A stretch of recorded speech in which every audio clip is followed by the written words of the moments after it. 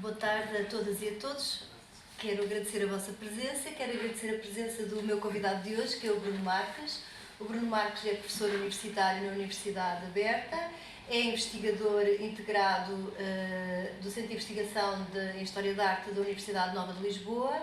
Tem feito um trabalho em vários domínios, não só de investigação, mas também nos domínios curatoriais e outros domínios, e como professor também, claro, e tem refletido, e é por isso que o convidei, sobre uma questão que eu acho que é muito importante e que tem sido muito falada também, muito discutida nos últimos tempos, que é a questão da pós-memória.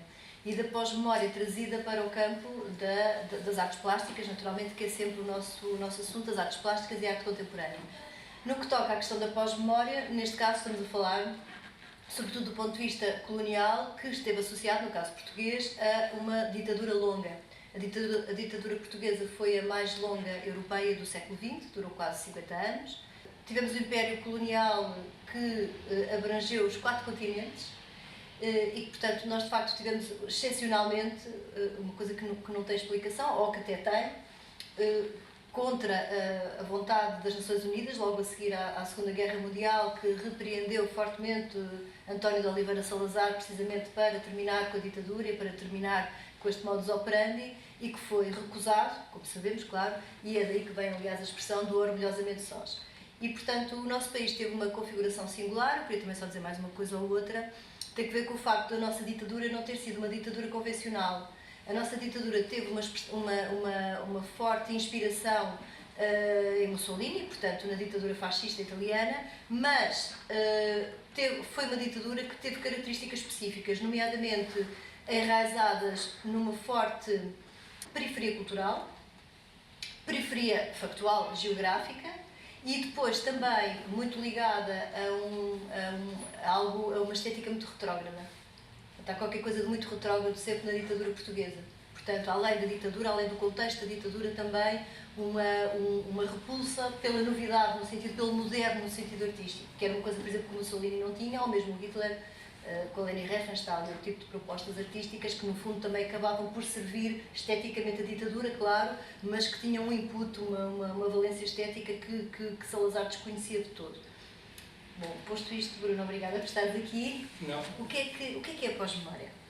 Antes de mais, deixa-me agradecer este amável convite à Isabel e também à Sociedade Nacional de Belas Artes por estas iniciativas e pelo excelente trabalho de revitalização e de dinamização cultural e, portanto, é uma honra estar aqui e um privilégio poder trocar impressões contigo. Bem, o objetivo não é respostas muito duras e fixadas e, portanto, a mim apetece-me dizer que eu neste momento não sei exatamente o que é a pós-memória. É um bom ponto de partida. Tenho, se calhar, algumas ideias, algumas definições circulam, mas para podermos falar da pós-memória, e já que estamos a falar em contexto de criação artística contemporânea, convém começar por dizer que a pós-memória não é uma corrente estética, nem uma tendência artística. Eu concordo com o António Pinto Ribeiro quando diz que é uma condição em que alguns artistas se encontram. Não é exclusivo dos artistas. Eu acho que qualquer pessoa pode viver numa condição de pós-memória. Vamos já a seguidamente falar um bocadinho sobre o que é que podemos entender sobre pós-memória. E particularmente até o curador. Eu particularmente acho que sim, vivo numa condição pós-memória e por isso é que me interessou essa questão e por isso é que também recentemente desenvolvi um projeto curatorial com a Ana Pérez Quiroga e com o Javier Cuevas del Barrio, uma exposição que tinha justamente este conceito no título. Pronto, começando se calhar de uma forma assim mais simplista e inevitavelmente redutora para começarmos se calhar a desenvolver, a desmontar. Sim, claro. A primeira pessoa a avançar com este conceito de pós-memória é Marianne Hirsch, num livro de 1997, que até tem no título Um Enquadramento Familiar. Pronto. E que trata justamente a segunda geração, ou terceira, do Holocausto judeu. Ou seja, Estamos a falar dos filhos ou dos netos, sobretudo dos filhos, que, digamos assim, herdaram uma memória traumática dos pais. O que é isto, herdar uma memória? É estranho, não é? É como se houvesse uma transmissão e por isso eles não vivenciaram situações ou recorrências traumáticas em primeira mão, mas sentem-nas ou relacionam-se com essas memórias como se fossem suas, como se fossem memórias em si. Ou seja, a coisa é tão intensa e é tão ressonante, há pessoas que reagem, até do ponto de vista afetivo e emocional, como se tivessem estado lá e tivessem sido vítimas de situações traumáticas. E pronto, isto era a primeira. Depois, hoje em dia, o termo está a ser debatido, até sofreu afinações, sofreu críticas. Se calhar passo já a palavra para quebrar aqui um bocadinho a Continua. Pronto. Entretanto, o conceito de pós-memória tem sofrido afinações, repensamentos e recontextualizações, porque não há uma pós-memória do trauma não é exclusiva de pessoas que vivem num contexto europeu e judaico, não é? Vítimas da Segunda Guerra Mundial. E, portanto, há toda uma série de situações, desde ditaduras da América Latina, desde, como tu disseste, afrodescendentes que viveram, sofreram situações de diáspora, de imigração, refugiados. Até a condição de retornado é uma das figuras do qual os meus pais se situam, são filhos de retornados, portanto, é uma das figuras.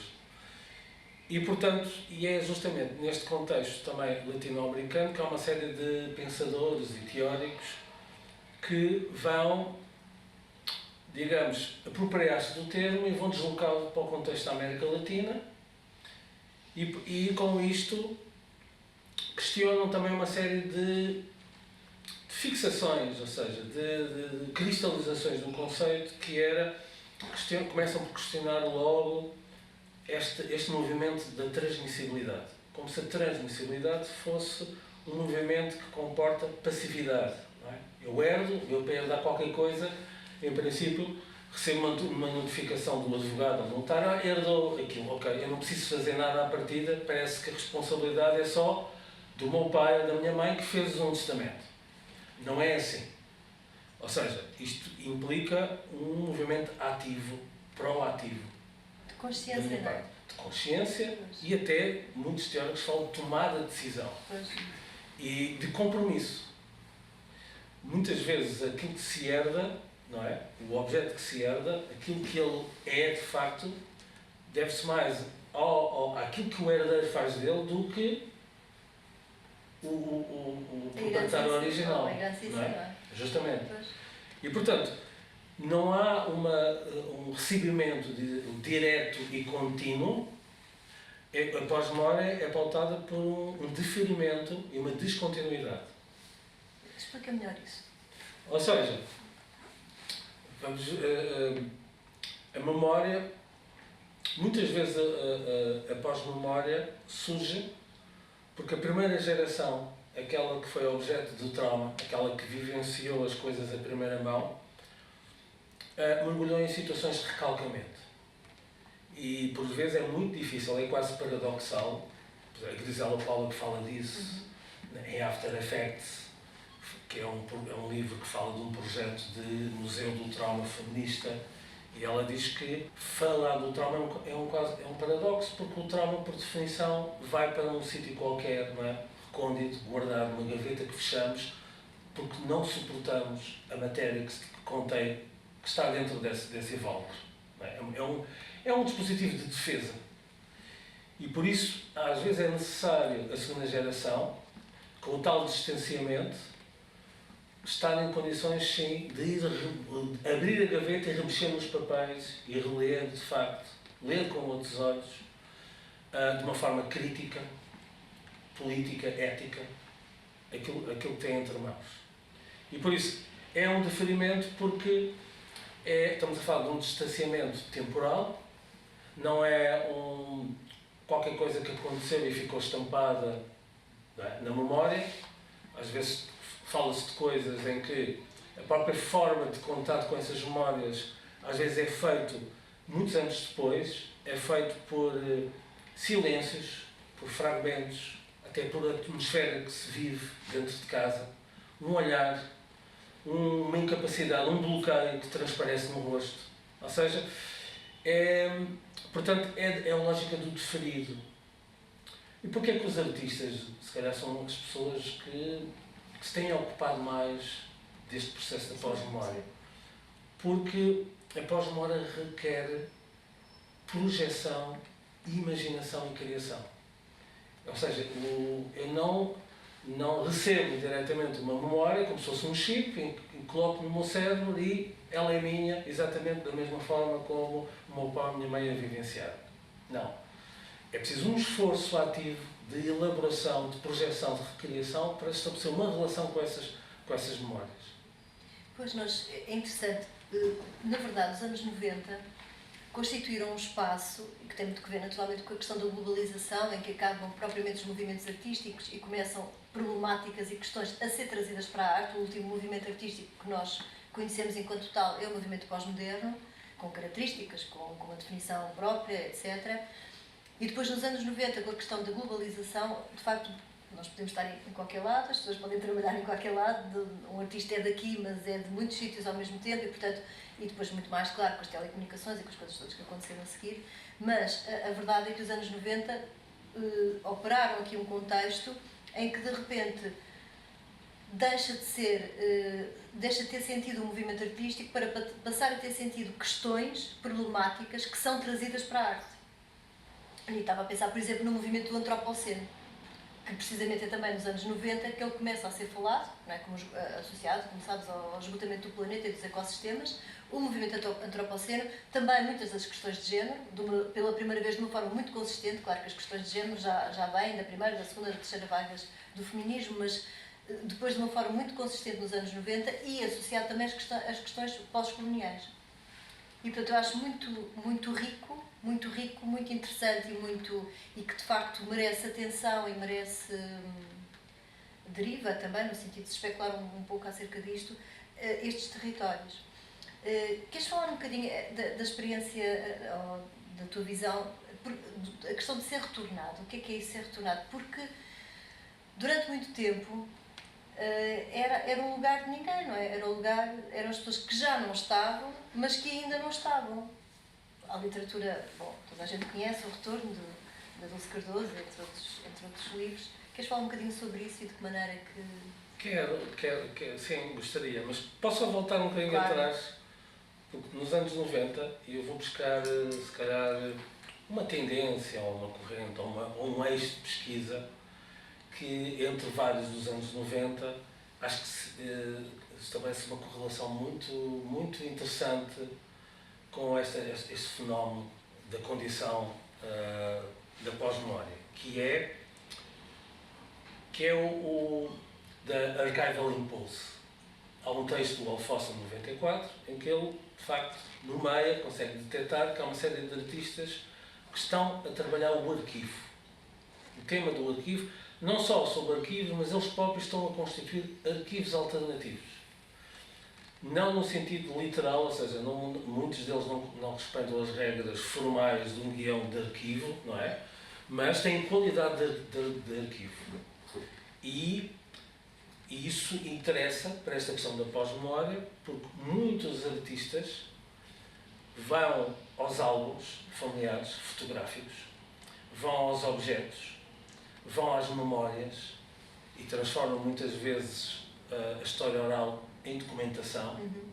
Fazem até uma correlação entre arquivos oficiais e arquivos privados para conseguir perceber que as narrativas, por vezes, não encaixam perfeitamente e encontram zonas de branqueamento, ângulos cegos nos arquivos oficiais, que são aqueles, de facto, que vão alimentar as narrativas e o imaginário coletivo, oficial e portanto, conseguem perceber que esses arquivos pessoais têm qualquer coisa de novo e de diferente que permite ressignificar e reescrever estas grandes narrativas que são, umas delas têm a ver com a ideia de território, com a ideia de nação, com a ideia de identidade coletiva.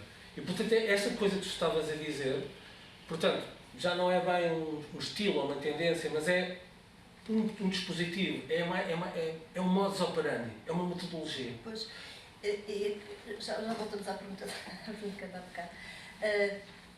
É que, na verdade, a história é uma narrativa, não é? Como sabes, também é historiador. A história é uma narrativa, mas é uma narrativa que não se apaga, é uma narrativa que se acrescenta.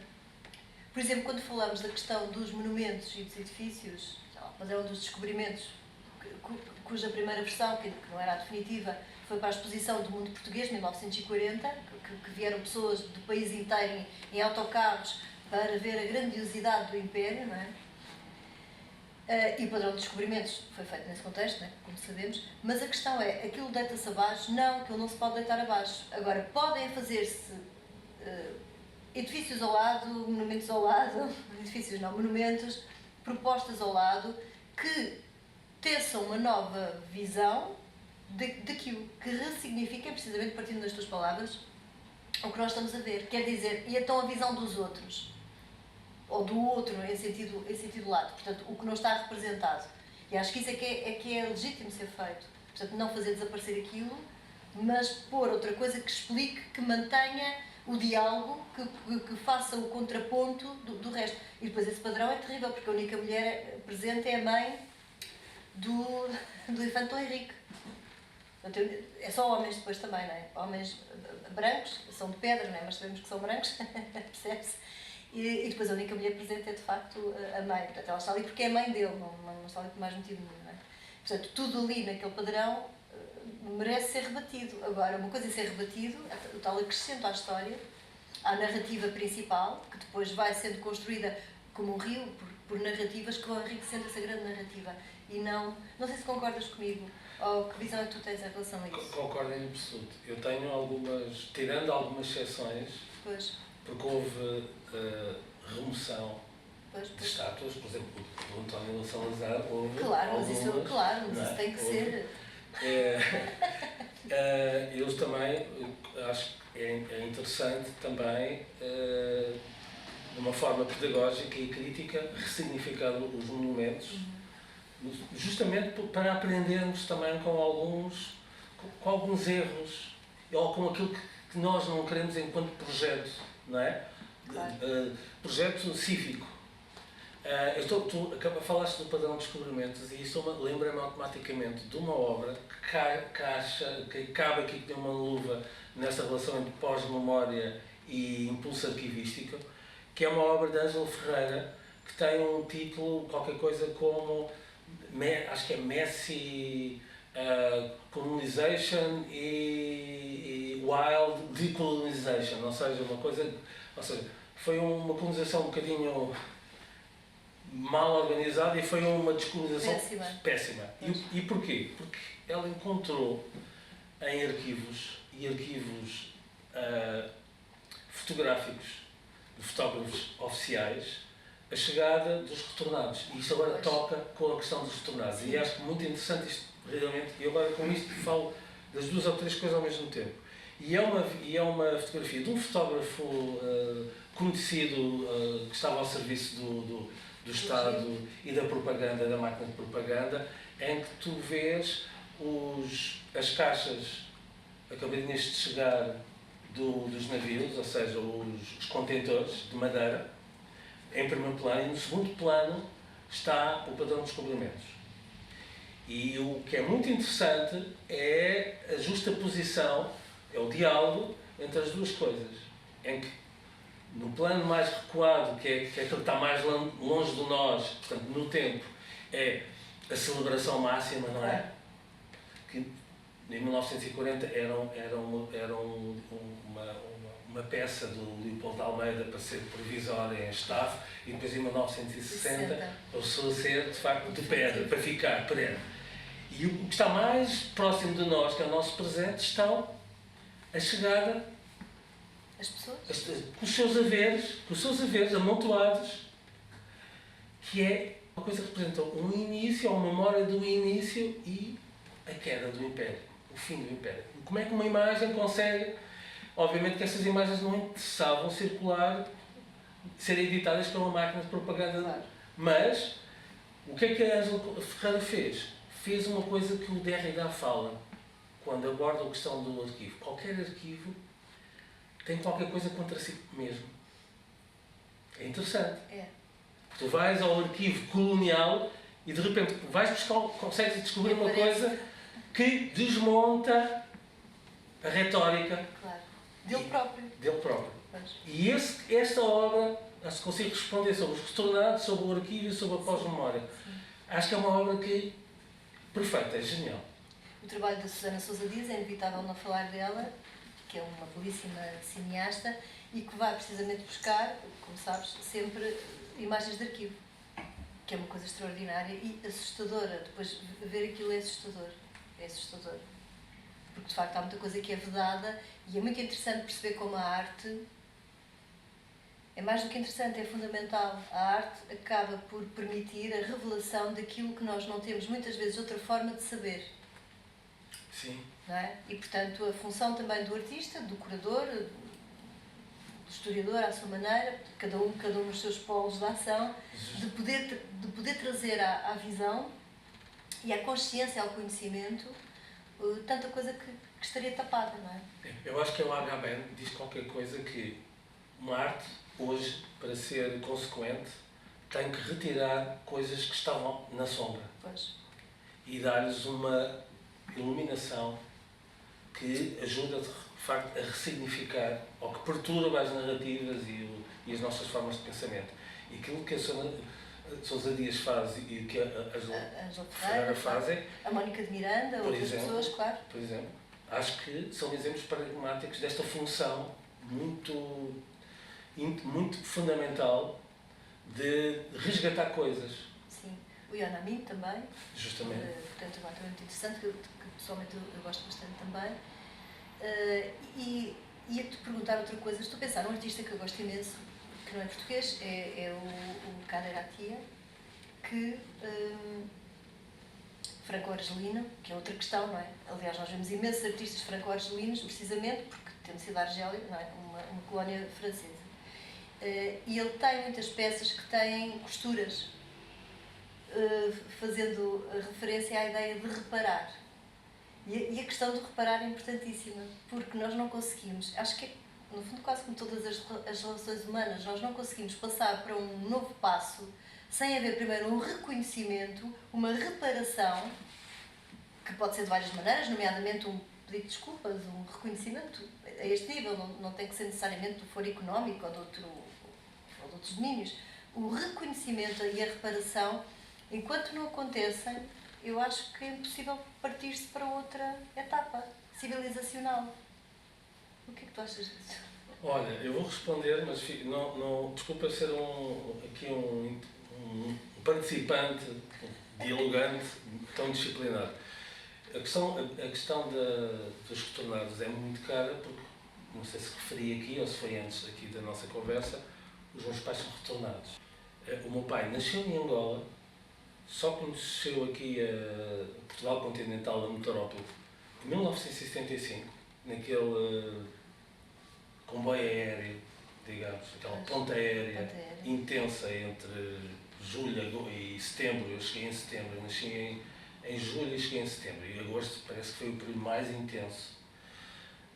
E minha mãe tinha saído de Portugal 5 anos antes e para trabalhar como especialista, como analista química numa grande mina, e foi em Angola que conheceu o meu pai.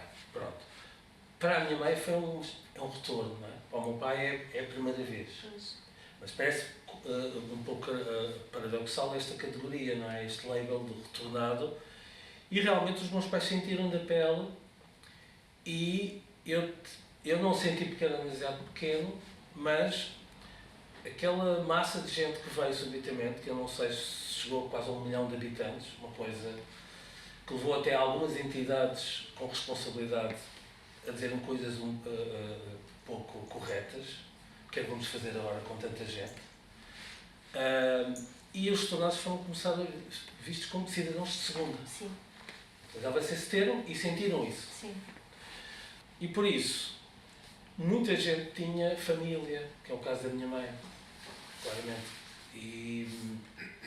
E facilmente reatou, porque já era de cá. Mas o meu pai sentiu uma diferença muito significativa. Até do ponto de vista até humano, civilizacional e do trato. Ficou um bocadinho chocado com aquela ideia mítica da metrópole, mais civilizada, mais evoluída. Ficou um bocado desencantado. Pronto, isto é uma questão só para me situar, porque o meu trabalho também, enquanto, se quiseres, autor, ou crítico, historiador ou curador, interessa-me também coisas, fazer este cruzamento com a questão familiar e vivencial e biográfica, e realmente gosto de fundir um bocadinho as duas coisas. Acho que é interessante também ver uma narrativa do eu, biográfica, subjetiva, e uma coisa não elimina a outra, até pode alimentar e enriquecer. Claro. E depois, se quiseres, podemos falar mais como é que esta dimensão biográfica e de pós-memória de trauma, como é que se liga à exposição, como falar do trauma, que eu curei na Quadros, juntamente com o Javier e com a Ana Pérez Queiroga. Só para dizer às pessoas, foi a partir desta exposição que eu já conheço o trabalho, conhecemos já há muitos anos, e conheço bem o trabalho do Bruno, mas foi a partir desta exposição que o Bruno é a pessoa para vir conversar comigo precisamente sobre este tema. Portanto, eu não me considero um ultra especialista sobre pós-memória, porque é uma coisa ainda recente, mas é justamente neste momento é aquilo que me está a inquietar e está a motivar. E, portanto, mas continua o teu raciocínio. E de repente, tu voltando um bocadinho atrás à tua questão sobre artistas franco-argelinos, que são super poderosos. Imensos. E, portanto, e temos uma exposição na Gulbenkian da Ziner Cedira, justamente, que é uma artista que eu gosto muitíssimo. Justamente, que esteve na Nova e falou connosco, e tem tudo a ver com isto que estamos aqui a falar. Mas eu gostaria de falar, se calhar, de outros nomes que talvez menos conhecidos entre nós e até com quem eu trabalhei. E há uma artista nesta exposição da quadra, como falar do trauma, que é a Carla Maioral, que é uma artista com 27, 28 anos.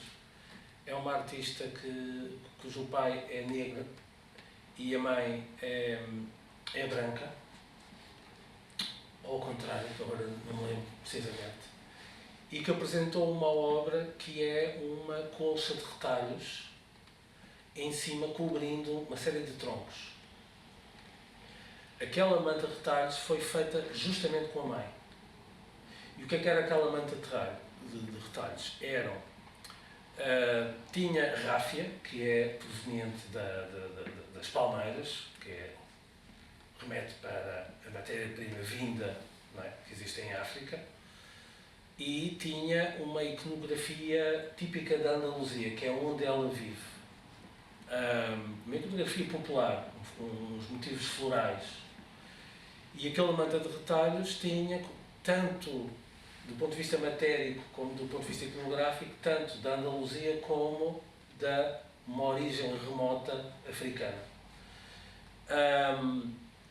E, portanto, muitas vezes a forma mais fácil de poderes estabelecer um diálogo é trocar linhas, cruzar linhas com o teu familiar. Ou seja, estás a tecer uma relação, não é? Estás a estabelecer um laço entre dois fios, entre vários fios. E eu acho isso muito bonito. Nós falamos aqui em Portugal cada vez mais, não é? Da dificuldade que os portugueses têm de se desligar de uma visão exclusivamente romântica e nostálgica do grande império. Sim.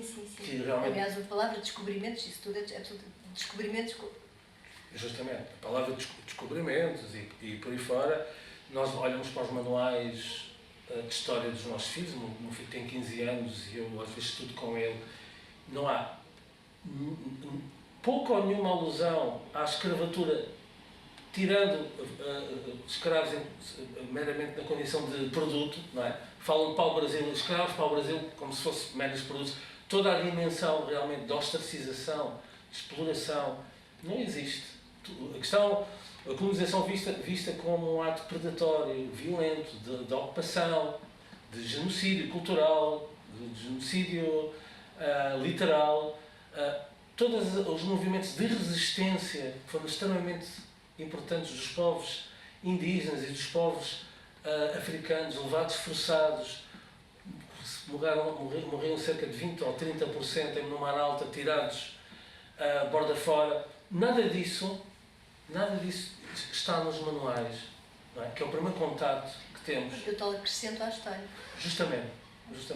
Sim, as descobertas, sim, foram muito longe, sim, sem dúvida, mas também aconteceu isto. E essa parte do mas também aconteceu isso que ainda falta. E porquê é que eu estou a dizer isso? Porque para nós debatemos, justamente porque há um fluxo migratório muito importante nos últimos anos, sobretudo brasileiro, que tem, de facto, do ponto de vista de colonial, estão hiper desenvolvidos, tem uma historiografia já extremamente forte e tem uma versão sobre o mesmo local, os mesmos acontecimentos, com os mesmos protagonistas, muito diferente. Não é?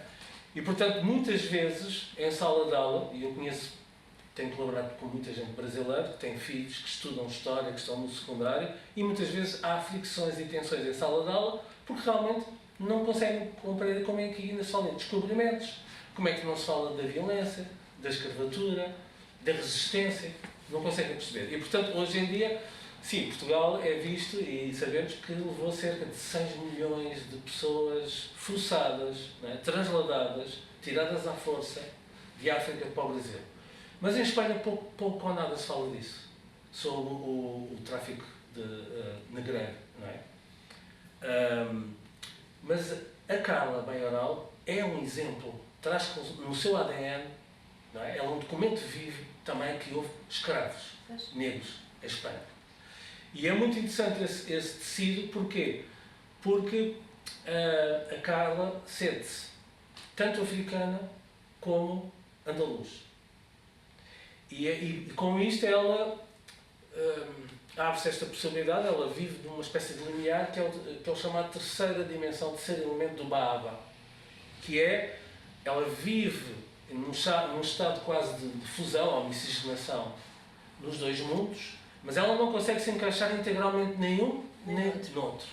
Portanto, é quase um limbo, não lugar. E isso encontra-se refletido na sua obra, porquê? Porque tivemos o cuidado de colocar a obra, a colcha, um manto de retalhos, em cima de troncos, em frente de uma janela que nos oferecia uma árvore no jardim da quadra. E era uma árvore muito diferente. É uma árvore enraizada, tinha raízes. Portanto, são duas concepções de identidade muito diferentes. Claro. Uma tem a ver com a ligação à terra, às tuas raízes. E a outra tem a ver com uma condição diaspórica, em que tu estás sempre numa condição quase de errância, de deslocamento. E tens que estar sempre acomodando as peças para criar novas configurações. Estás numa fase, de facto, de uma identidade no sentido não essencialista, mas construtivista. E é essa condição que ela ainda herdou e com a qual ela se debate. Eu acho que vai muito ao encontro, e não por acaso ela encontrou o tecido,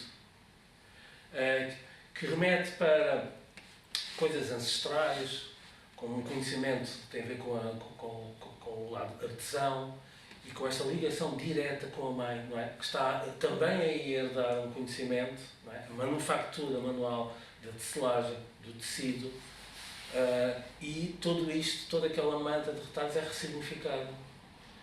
Acho um trabalho muito, muito bonito e recomendo vivamente conhecerem melhor o trabalho desta artista. Nós temos muito a ideia de sempre, nomeadamente na escola também, que Portugal é um país do bem, não é? É sempre do bem, dos brandos costumes. Aliás, quando houve o Tratado de Tordesilhas, que é uma coisa indescritível, como é que há duas nações, Portugal e Espanha, que decidem que podem dividir o mundo. Tu ficas com esta parte, eu fico com a outra, não é? Tu descobres para ali, eu descubro para além, não é? Tu anexas para aqui, enfim. E, portanto, a partir daí, nós tivemos sempre a ideia que os espanhóis é que eram os maus, Não é? Sempre, nós éramos sempre as boas pessoas que integrávamos, que é uma coisa erradíssima. Erradíssima, não é? Há sempre... E mesmo quando uma pessoa... Já me aconteceu várias vezes estar à conversa com pessoas mais velhas que foram para a África, na altura do colonialismo português, que diziam, acreditando no que estavam a dizer, que nós éramos bons para as pessoas, nós tratávamos as pessoas bem. Eu acredito que para o seu espectro de ação tratassem bem, no sentido de não bater às pessoas, mas sem uma noção de que a pessoa tem direito à sua autodeterminação, não é? Sempre numa postura de paternalização, que é uma coisa também muito portuguesa, não é? Um bocadinho, ainda hoje, não é? A ideia de estar sempre à espera da pessoa que vai salvar isto, não é? Depois vão aparecendo aí umas figuras que dizem que salvam, não é? Portanto, vão salvar isto tudo. Portanto, é qualquer coisa sempre de acreditar que é de fora que vem a solução. Portanto, é alguém que vai arranjar a solução para qualquer problema que exista. E é uma coisa muito infantilizada ao mesmo tempo. Portanto, paternalista e no polo oposto a infantilização. O que é que tu achas deste país de brandos costumes? Olha, eu gosto, como disse previamente, gosto de pensar a partir dos artistas e com os artistas. E convoco dois artistas, um português e um brasileiro. O Vasco Araújo, com a série Tropical, mostrou imagens onde há soldados portugueses na guerra colonial, para nós é colonial, para o outro lado é a libertação, claro. Onde há um uso, uma exploração do corpo feminino negro que é, no mínimo, chocante aos nossos olhos e que foi naturalizado e era um lugar comum. Sim. Por outro lado, tens também, esteve há pouco tempo na Gulbenkian, a exposição da Paula Rico com a Adriana Varjão. E estou a falar disso porque há um trabalho muito conhecido que é uma espécie de, como é que eu vou dizer, um after, uma reinterpretação das ilustrações que o Debré fazia no período colonial brasileiro. E havia uma imagem muito conhecida que é uma relação sexual de um senhor com uma escrava, enquanto um filho mestiço está sentado à espera que o senhor acabe o serviço. E isto é representado daquelas travessas, não é? Bem conhecidas, barrocas, com uma ferida, uma incisão, não é? Como se fosse uma ferida aberta. Isso mostra realmente que aquilo é uma ferida, não é uma cicatriz, é uma ferida é uma questão que ainda está em aberto. O mesmo Vasco Araújo também tem um trabalho onde usa, faz uma releitura sobre as ilustrações do Debré, que era um francês que foi lá acompanhar para representar os costumes e que vai exatamente no mesmo sentido. Porquê? Logo isso mostra claramente que o colonialismo benevolente, que é um termo que faz parte da retórica colonial, paradoxal, impossível, não é? E assim como o lusotropicalismo, não é? que o Freire cunhou nos anos 20, 30 para dar um lado positivo à miscigenação, não é? Ao efeito à miscigenação. No Brasil, nós já sabemos, mas há pouco tempo saiu este ano um estudo muito aprofundado sobre o ADN dos brasileiros e ficou mais do que provado que é o país do mundo onde há a maior miscigenação. Pronto. E o próprio Salazar adorou justamente esta história, este mito do lusotropicalismo, não é? Que foi vendido como uma harmonização entre povos distantes, ou seja, que parece que é a lógica da inclusão, da troca. Do bem. Mas fomos ver, e esse estudo que saiu há pouco tempo, demonstra que a maior parte da miscigenação foi feita através das mulheres, ou seja, foi feito através, usando o colono, o seu lugar privilegiado, às vezes de senhor, numa relação de senhor e de escravo, e desigualdade, para a chamada exploração sexual. E ao mesmo tempo é muito interessante que a própria miscigenação não foi. Há um grande historiador de Harvard, que é o Bettencourt, tem um livro sobre racismos que é fenomenal, onde ele mostra muito o contraste entre a miscigenação no Brasil não foi um ato espontâneo, não é porque os portugueses são danados para a brincadeira, não, foi o efeito de uma estratégia política de controle, distinta do comunismo inglês, que é baseado na segregação e na proibição das relações intersexo, justamente. E, por exemplo, numa das passagens do livro do Bettencourt, há um antropólogo que desce dos Estados Unidos e vai ao Brasil para fazer uma comparação. Estamos numa época das teorias raciais, que serviam justamente para estabelecer uma hierarquia pseudo-natural entre superioridade branca e inferioridade negra, não é? E este ficou chocadíssimo devido àquela confusão, àquela bagunça racial, que implicava, no seu entendimento, a perda da pureza, da branquitude. Isso que era, sobretudo, era a raça vista como a que tinha a valência e as capacidades de uma classe dirigente. Claro. Na Índia colonial há aquele aspecto inenarrável, que é o facto de o colonizador, aliás, usar branco. E não é só usar branco para ser mais fresco, era usar branco como um distintivo social claro. Portanto, o negro ou outras pessoas não podiam, que não fosse o britânico, não podiam usar roupa branca. Portanto, não daquela forma, os linhos e tal. E, portanto, ou seja, visualmente há toda uma estética que, numa primeira análise, eu pensaria há muitos anos que era uma questão de estar mais fresco, não é? De ser mais fresco, mas não é só isso. É uma marca, precisamente de distanciamento, uma marca visual absolutamente de segregação. Então são os tais códigos visuais que depois também são utilizados de várias maneiras. Em relação, assim, projetos que tenhas agora que queiras falar, se calhar mais relacionados com esta temática, que te apeteça darem um à Miré, ou fazer uma pequena antevisão? Eu tenho programado uma exposição com o Rui Mourão, que ganhou um apoio da DG Artes. É um apoio à internacionalização e é uma exposição que vai ter lugar em Belém do Pará e na Suécia. E é um projeto que tem uma vertente também de colonial. No sentido em que eu acho muito interessante, falamos muito sobre pós-colonialidade, sobre pós-colonial, decolonial, sobre colonialidade.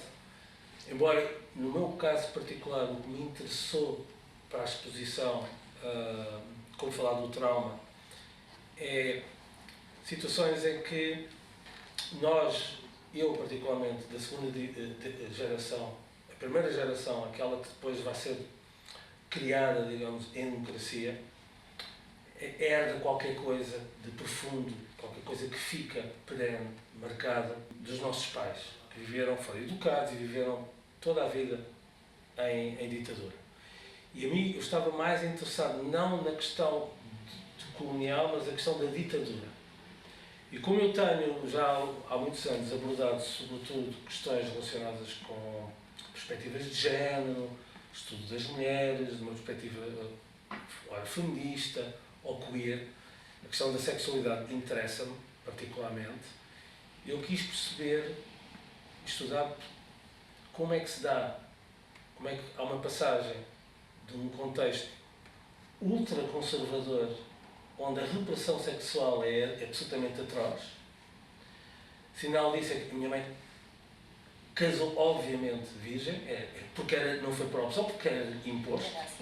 E até sofreu às vezes até algum desconforto e censura, até familiar, com situações em que desconfiaram que eventualmente saiu um dia com um namorado ou dormiu fora. Foi um escândalo. Uma tia não a recebeu em casa onde ela estava a morar em Angola, porque houve um dia que já era como se dizia, maior e vacinada, mas dormiu fora de casa, numa casa de uma amiga. A tia não deixou ela. Portanto, mostra bem como é que é a mentalidade e como é que se dá então a chamada libertação de género, libertação sexual. Como é que isto acontece em Portugal? Não é automático, não é? Acabou a ditadura. No outro dia, as mulheres estão emancipadas e não há repressão sexual, as coisas não foram assim, não é? E, portanto, eu próprio, percebi que realmente que a minha mãe tinha sido filha da ditadura no sentido, digamos, alegórico, no sentido até literal do termo, porque trazia consigo, mesmo em democracia, mesmo que depois de casada com filhos, uma série de bloqueios, uma série de dificuldades e desconfortos no que diz respeito à relação física, à sexualidade. E, portanto, eu quis perceber como é que eu vivo nessa condição de pós-memória sobre uma condição a que as mulheres estavam sujeitas, é um fortíssimo ostracização e repressão sexual. Isso era uma das vias de pesquisa que alimentaram as nossas preocupações e que nos levou a fazer esta exposição. A exposição não é sobre a repressão sexual somente. Embora há uma obra particular nessa exposição da Elo Vega, que é uma artista espanhola, que trata o tema da violação, da representação da violação e da objetificação do corpo feminino na arte. O rap das Sabinas em português, em inglês é The Rape. E realmente, é de facto, se formos à mitologia, verdade. É isso. A mitologia era preciso o Rómulo continuar, digamos, a sua geração, era preciso mulheres, então chegamos lá e possuímos e vamos buscá-las. E nós esquecemos, quando olhamos, por exemplo, para a estátua magnífica do Bernini, não é? Sensual e tal, e esquecemos que estamos embebedidos, estamos de facto nas nuvens, estamos deleitosos a olhar uma cena que é violação, é a glorificação da posse e da violação contra o corpo feminino. E, portanto, essa artista encontrou numa praça muito conhecida em Málaga, onde ela vive e é professora, também um rap das Sabinas, uma obra pública de 1981, portanto já é em democracia, já é pós-transição democrática, que é um lugar onde, por exemplo, raparigas a fazer despedidas de solteiro usam a estátua para fazer fotografias, e onde há uma série de famílias e crianças que vão brincar. Ou seja, aquilo está tão naturalizado que nós ficamos cegos relativamente à mensagem. E a arte foi utilizada como um dispositivo de naturalização da violência contra a mulher. Sim, verdade. E o que ela fez foi, acordou às 5 da manhã, no dia de verão, chamou as suas companheiras, puseram um carapuço e contornaram, estabeleceram um perímetro à volta da estátua e com uma fita amarela, daquelas da polícia, as entidades forenses colocam, não é? Como lugar de crime, e colocaram o rape scene. E é verdade. E é uma chamada de atenção. Ou seja, a Elo Vega não é a favor da destruição. Depois voltamos à mesma questão, mas da ressignificação. Da ressignificação, exatamente. Que é diferente, depois há bocado não disse isso, mas também, posso dizer agora, também estamos já perto da conclusão da nossa conversa. Quando falávamos das culturas, e voltando, isto é com mais cerejas, voltando a esse ponto, é completamente diferente o exemplo do padrão dos descobrimentos, por exemplo, ou o exemplo de esculturas contemporâneas, não é? Contemporâneas que são feitas assim. Porque o padrão dos descobrimentos tem um contexto. Absolutamente discutível esse contexto. Aliás, o que nós estamos a fazer é desmontar todo esse contexto, mas tem um contexto. A questão que me parece grave é quando aparecem peças, produções artísticas, estou a pensar agora em escultura, porque a escultura tem a visibilidade pública, não é? Que retratam situações de uma forma que já não deviam acontecer. Aquela célebre escultura do Padre António Vieira, sim. que é recente. Sim. É recente, tem que 10 anos, nem tanto. É uma coisa recente. E, portanto, eu percebo que uma coisa é uma escultura naturalista do século XIX, que retrata o Padre Vieira, a pessoa pode gostar ou não gostar, mas é um outro contexto. Outra coisa é, em pleno século XXI, aparecer aquela escultura com aqueles contornos e com aquele significado. E com aquela estética, já agora, francamente sofrível. E, portanto, isto é muito impactante, não é? Eu concordo contigo. Eu não imagino. Temos que destruir o atual Museu do Aljube, ou destruir o Tarrafal, que eu visitei quando fui a Cabo Verde, ou ter que destruir, sei lá, tantas outras. Por exemplo, a atual edifício da Universidade de Coimbra, onde tu estudaste, foi sede da Inquisição. Não temos de destruir também a ponte não é? Que nos leva para a outra banda, e no cima foi feito com o esforço de tantos operários. Não, eu acho que só a mudança de nome, nesse caso, de Salazar para foi a ressignificação. E dizer aos nossos filhos, dizer, antes chamava-se Ponte Salazar, e o facto de levar, por exemplo, o Museu da Inquisição ou o Museu da Escravatura no local onde, de facto, Auschwitz, por exemplo, não vamos incluir Auschwitz. Claro. Não, eu acho que aquilo Ao contrário. Pelo contrário. Exatamente. Eu acho que, agora, é isso. Embora sabemos que o padrão de descobrimentos, ainda sabemos, que é usado como imagem de marca de Lisboa, não é? Do ponto de vista até turístico, e quem chega, e depende do discurso, do folheto, do flyer ou do guia turístico, e há a maior parte dos discursos são todos que glorificam as descobertas e os efeitos, e não falam do outro lado, que também faz. Eu acho que não devíamos reduzir aquilo só a violência. Houve, obviamente, um contributo do ponto de vista cartográfico, claro, do ponto de vista náutico, do ponto de vista científico, tudo bem, mas claro. também temos que falar ao mesmo tempo o que é que aquilo envolveu. O efeito do Henrique que tu falaste, acho que foi o responsável pela primeira vez que chegaram comércio de escravos em Lagos, ainda no século XV, meados. E há relatos de ver as crianças negras a chorar, não é? Por serem afastadas dos pais. Ou seja, e essas histórias também têm que estar. Pois, não é? Também têm que fazer parte do discurso. Acho que há muita coisa a fazer, mas vamos fazendo. Bruno, muito obrigada. Eu é que agradeço. Muito obrigada por estar aí. Obrigado.